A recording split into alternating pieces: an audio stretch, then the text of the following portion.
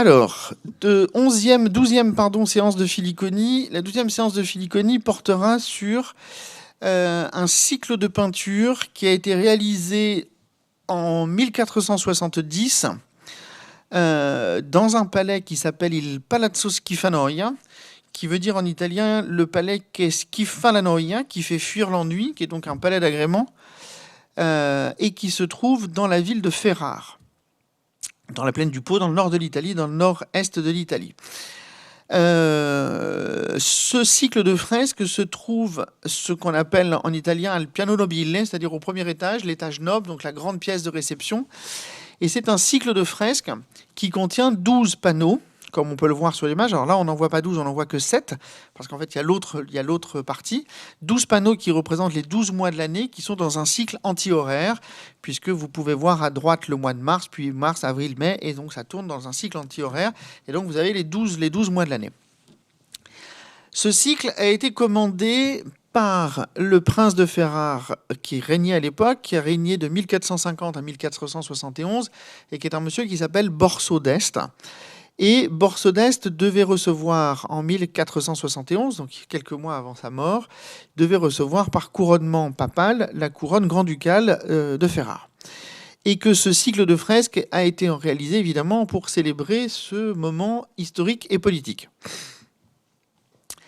Qu'est-ce qui est fondamentalement important dans ce cycle de fresques? Alors, plusieurs choses, mais la première chose qu'il faut comprendre qui est extrêmement importante, c'est que c'est un cycle de fresques dit profane, c'est-à-dire qu'il n'y a pas de représentation religieuse dans cette pièce, dans cet ensemble, et qu'il n'y en a vraiment absolument pas, c'est-à-dire qu'il n'y a même pas à un seul moment du cycle la représentation d'une croix ou de quoi que ce soit qui pourrait s'apparenter à une forme religieuse. Donc, ce que vous voyez dans ce cycle, vous voyez donc une partie a été détruite, puisque ce bâtiment a été abandonné au XVIIIe, puis il a servi de garnison militaire au XIXe siècle, et le commandant, trouvant ces peintures particulièrement vilaines, les avait recouvertes à la chaux, ce qui a permis de les conserver. Elles ont été redécouvertes et nettoyées à la fin du XIXe siècle, et elles ont servi très grandement, on en reparlera tout à l'heure, très grandement évidemment à l'élaboration de la pensée de l'histoire de l'art chez Aby Warburg. Puisqu'Aby Warburg aura fait un texte assez remarquable dans les années 1920 qui s'appelle « Le Palazzo Schifanoia, astrologie internationale et Renaissance italienne ». Qui a été évidemment un grand jalon dans l'histoire de l'art. J'essaierai de vous expliquer pourquoi et de comprendre comment les choses fonctionnent. Donc, on est en 1470, donc on est précisément à un moment de ce qu'on appelle la Renaissance italienne, c'est-à-dire l'apparition d'un rapport assez complexe à la construction des images, à la construction des représentations, dans ce qu'on appelle relativement vulgairement, il faudrait longuement détailler, mais ce qu'on appelle vulgairement l'humanisme, c'est-à-dire le moment où l'on redécouvre en Occident, on redécouvre la pensée latine et l'on redécouvre une partie de cette pensée en tant que pensée de la romanité qui va développer évidemment un certain nombre de critères d'évaluation de ce qu'on appelle l'être humain. Voilà, d'où la question de l'humanisme. Voilà. Donc, on estime, et ça on le doit entre autres aux recherches d'Aby Warburg, on estime que le grand opérateur de ce contenu est un monsieur qui s'appelle Pellegrino Prisciani, qui est né en 1435 et qui est mort en 1516, grand humaniste du XVe siècle, et qui a quasiment toute sa vie travaillé à la cour de Ferrare, qui a été un personnage extrêmement important, très grand traducteur, très grand interprète, et qui est probablement lui qui a construit ce cycle et construit l'ensemble des éléments du cycle. Alors, pour comprendre comment ce cycle fonctionne, là, ce que vous voyez, c'est donc vous voyez la moitié du cycle, l'autre moitié, vous la voyez pas, je vous la montrerai pas, vous pourrez la regarder, il y a suffisamment d'images. Je le montre pas simplement parce que l'autre moitié du cycle, c'est en partie les fresques qui ont quasiment disparu. Il y en a évidemment 5 qu'on ne voit quasiment pas, qui ont presque totalement disparu. Ça, c'est les 7 que l'on voit en meilleur état. Alors, d'un point de vue d'histoire stricte de l'art, les 3 fresques du fond, c'est-à-dire mars, avril, mai, sont attestées de manière totalement certaine, parce qu'on a retrouvé les livres de comptes, et particulièrement on a retrouvé sa demande de salaire relativement exorbitante, mais qui était juste, mais relativement exorbitante, et qui a été refusée par l'administration de Borso d'Este, et que le fond du cycle, qui est à mon sens le plus incroyable par la lumière et par la puissance des couleurs et des formes, a été réalisé par un peintre italien qui s'appelle Francesco del Cossa, qui est né en 1436 et qui est mort en 1478, et qui appartient à ce qu'on appelle la Scuola Ferrarese, cette grande école ferraraise qui a été extrêmement importante pour la diffusion d'un art nouveau, d'une représentation nouvelle. Les 2 mois suivants, c'est-à-dire juin et juillet, alors ça a été un débat qui a été sans fin depuis un certain nombre d'années. Aujourd'hui, on atteste plutôt qu'on affirme que on ne connaît pas l'auteur de ces fresques et qu'on le nomme, c'est un nom que je trouve absolument magnifique, on le nomme le Maestro degli occhi spalancati, qui est donc le maître des yeux grands ouverts. Et on ne sait pas qui c'est. Voilà. C'est probablement ou un peintre anonyme, ou un peintre qu'on a perdu, ou un atelier. Mais en tout cas, voilà, c'est le Maestro degli occhi spalancati qui a fait donc ces 2 mois qui sont juillet et août. Et puis les 2 derniers, juin et juillet, pardon. Et les 2 mois qu'on voit donc tout à gauche, qui sont les mois de août et septembre, ont été réalisés par l'autre grand maître de la Scuola Ferrarese, qui est Ercole de Roberti, qui est né en 1455 et qui est mort en 1496. Donc, ça veut dire, et il y a probablement d'autres peintres qui ont travaillé sur la suite. Mais ça, c'est beaucoup trop compliqué pour le savoir. Ce qui donc signifie que c'est donc un ensemble de peintres qui ont travaillé sur un temps très court. C'est une petite année pour réaliser ce cycle. Donc ça veut dire qu'évidemment, derrière, il y avait un opérateur conceptuel qui a permis en fait de détailler et de proposer l'ensemble des structures iconographiques. Donc, comment ça fonctionne? Ça fonctionne donc de manière anti-horaire, c'est-à-dire ça part du mois de mars et ça tourne vers la gauche pour revenir évidemment et pour finir le cycle avec février. Donc, chacune des scènes est divisée par des pilastres en grisaille qui sont au milieu, qui sont donc peints évidemment en fresque. Et ces pilastres en grisaille, il y en a 17 et ça découpe l'ensemble des scènes tout au long du circuit. Chaque scène, qui représente donc un mois, est donc elle-même divisée de cette fois-ci de manière horizontale en 3 parties. En bas, vous avez la vie du prince, donc la vie de Borso d'Este, qui est donc évidemment la représentation du bon gouvernement et de la bonne gouvernance, et qui multiplie un certain nombre de gestes de la représentation de la cour, et de la représentation de la sociabilité, évidemment, dans ces cours très élégantes du XVe siècle en Italie. Il faut savoir que Ferrare, à cette période-là, Ferrare est considérée comme la capitale culturelle européenne. C'est la ville où il y a le plus de choses, à la fois d'un point de vue pictoral, d'un point de vue des bibliothèques et d'un point de vue musical. C'est un des centres culturels les plus importants en Europe à ce moment-là. Au milieu, vous avez sur ce qu'on appelle techniquement uno campo azzurro, c'est-à-dire un fond qui est bleu, qui est fait avec du lapis, vous avez les signes du zodiaque. Donc au centre, vous avez les signes, là vous avez le bélier, là vous avez le taureau, là vous avez les gémeaux, et de chaque côté, vous avez les signes des décans. Et en haut, vous avez la représentation des dieux de l'Antiquité. Ce qu'il faut comprendre, c'est que, et ça on le doit évidemment à Aby Warburg, ce qu'il faut comprendre, c'est qu'Aby Warburg, quand Aby Warburg comprend que c'est Pellegrino Prisciani qui est à la tête de cette opération, Pellegrino Prisciani était un spécialiste d'astrologie et il comprend qu'effectivement la lecture complète du cycle doit se faire à partir d'une lecture horoscopique. Okay. C'est donc un problème d'horoscope et c'est un problème de lecture astrale en fait des comportements des êtres. Et donc il faut tracer des lignes entre les parties supérieures par les parties du centre pour redescendre vers le bas et pour comprendre les conduites évidemment exemplaires du prince. Donc je vais vous montrer une seconde image. Voici. C'est pas les meilleures couleurs, j'ai eu un peu de mal à trouver une image à peu près cohérente. Normalement, depuis la restauration, les images sont un peu plus vives et beaucoup plus bleues. Comme vous pouvez le voir là-dessus, c'est un peu plus pétant. Mais j'ai pas réussi à trouver une image de manière cohérente meilleure que ça. Donc vous avez en centre, sur le campo azzurro, vous avez donc les signes du zodiaque avec les 3 décans qui l'entourent. Vous avez donc en haut la représentation des dieux. Là, il s'agit d'Athéna.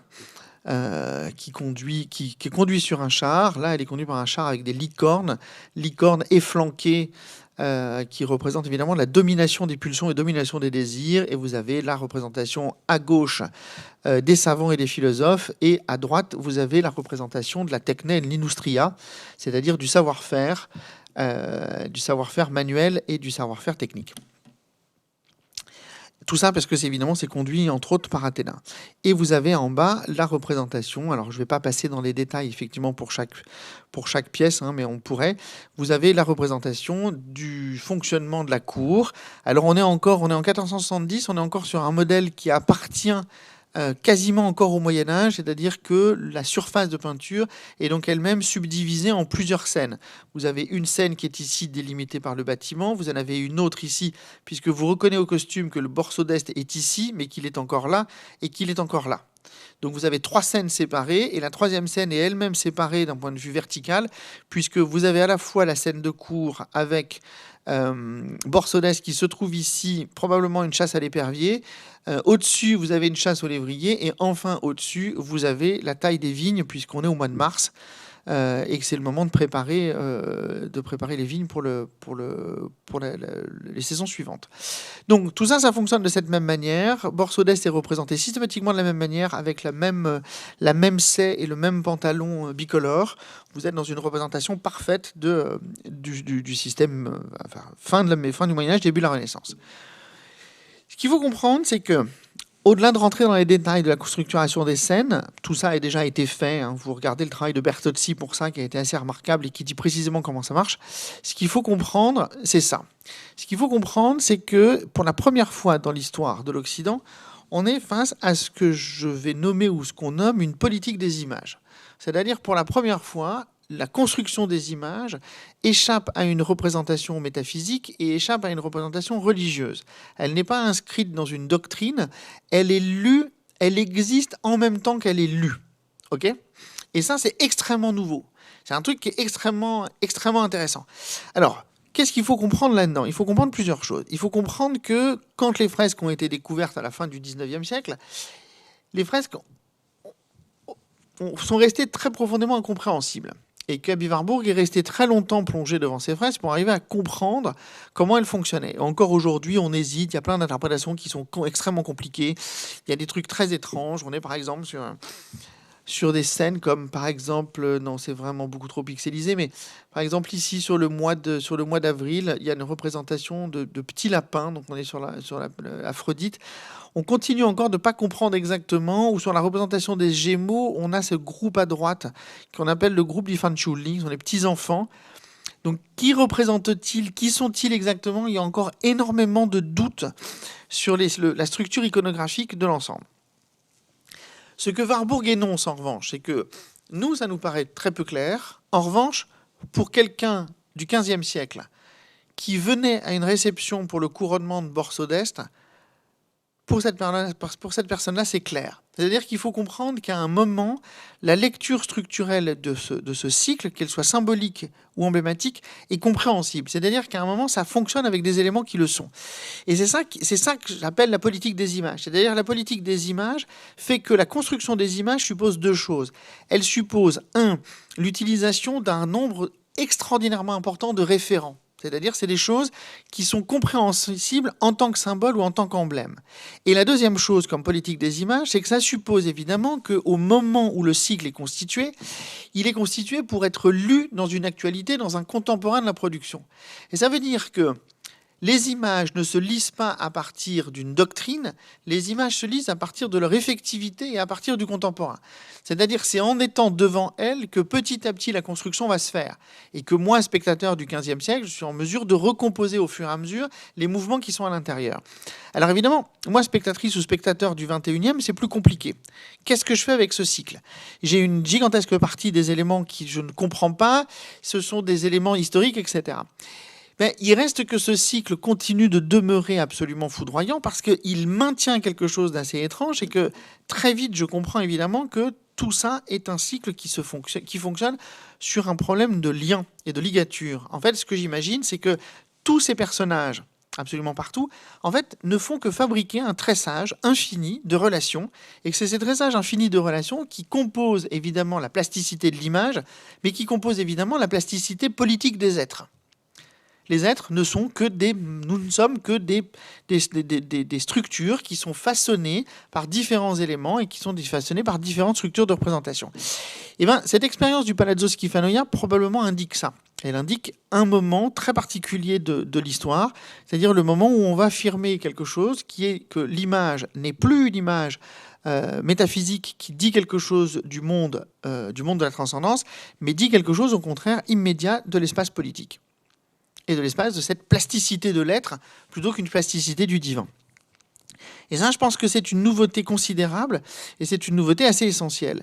Et pour conclure, je dirais simplement que la découverte de ce cycle par Avi Warburg aura été extrêmement important, puisqu'à un moment où Avi Warburg comprend ça, il comprend évidemment à la fois, ce qu'on appelle la modernité des images, et il va comprendre ce qu'il va défendre toute son existence, c'est-à-dire la question du pathos formel, c'est-à-dire qu'il y a une formule de réception, il y a une formule de pathos, et que ces images, alors même que je n'en comprends pas obligatoirement l'ensemble de tous les éléments, produisent effectivement quelque chose, une effectivité sur mon expérience devant ces images, parce qu'elles sont combinatoires, parce qu'elles sont composées, parce qu'elles sont démultipliées à l'infini, et simplement parce que, au fond, ça revient systématiquement à cette idée qu'il s'agit bien d'une politique des images et pas d'une image de la transcendance. Et qu'en tant que politique des images, elle renvoie à une expérience de ce que nous sommes en tant qu'êtres dans le vivant et sur une structure de représentation. Et ça, je trouve que c'est assez profondément touchant, et ça indique quelque chose d'une modernité qui est, à partir de ce moment-là, à partir de cette seconde moitié du XVe siècle, qui est définitive et qui va passer jusqu'à tout ce que nous connaissons aujourd'hui. Voilà pour ce 12e Filiconnée.